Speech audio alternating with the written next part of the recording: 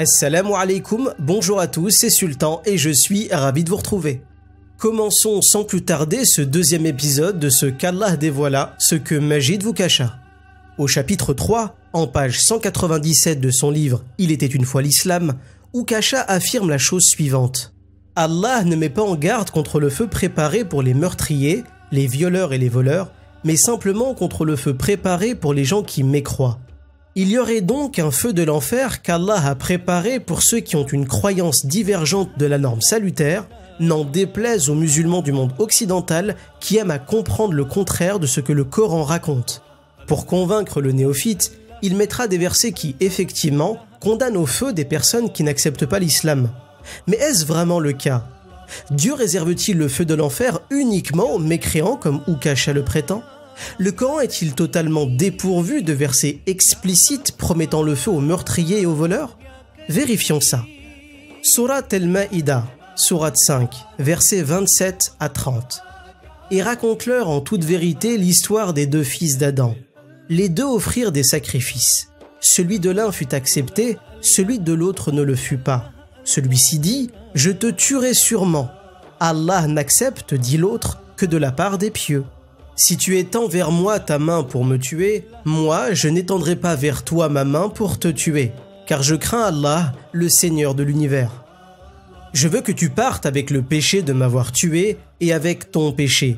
Alors tu seras du nombre des gens du feu. Telle est la récompense des injustes.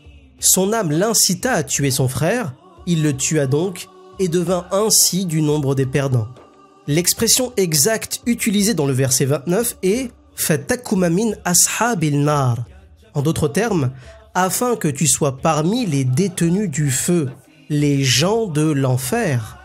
Dans un autre verset encore plus explicite, Allah nous dit que le meurtrier, le suicidé et le voleur seront précipités dans le feu. Surat An-Nisa, Surat 4, versets 29 à 30. Ô les croyants, que les uns d'entre vous ne mangent pas les biens des autres illégalement, mais qu'il y ait du négoce légal entre vous par consentement mutuel. Et ne vous tuez pas vous-même. Allah, en vérité, est miséricordieux envers vous. Et quiconque commet cela par excès et par iniquité, nous le jetterons au feu. Voilà qui est facile pour Allah. Ici, le terme est le même que dans la sourate 5, c'est le mot « nara » pour le feu de l'enfer. À présent, pensez-vous que c'est un simple oubli, qu'Ukasha ne connaissait pas ces versets? Permettez-moi d'en douter. Pour rappel, citons Ukasha et son ancien éditeur en 4e de couverture. Après avoir sérieusement étudié le puits sans fond que semblent être les textes sacrés du Coran et des hadiths sahih, j'ai passé des années à lire, à étudier. Ou encore, une description de son ancien éditeur. Ce patriote signe une œuvre unique en son genre, fruit de longues années d'un travail monstrueux que peu de personnes auraient eu la patience de mener jusqu'à terme. C'est très étonnant.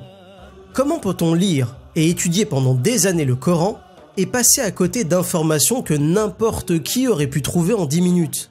Ce qui anéantira l'idée d'une méconnaissance de sa part est le fait que dans ce même chapitre, Ukasha citera la sourate 4, en page 196, soit une page avant sa déclaration mensongère, et la sourate 5, en page 192, soit 6 pages avant.